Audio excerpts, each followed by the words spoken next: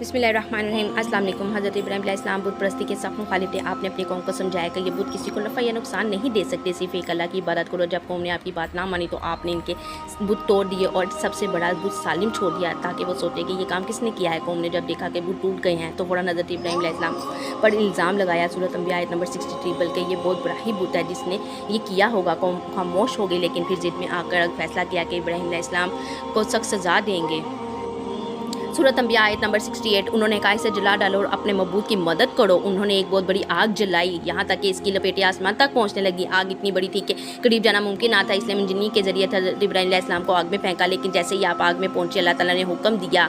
सूरत अंबिया आयत नंबर 69। हमने कहा ए आग ठंडी और सलामती वाली हो जाए इब्राहीम पर। यूँ आग हज़रत इब्राहीम अलैहिस्सलाम के लिए गुलजार बन गई।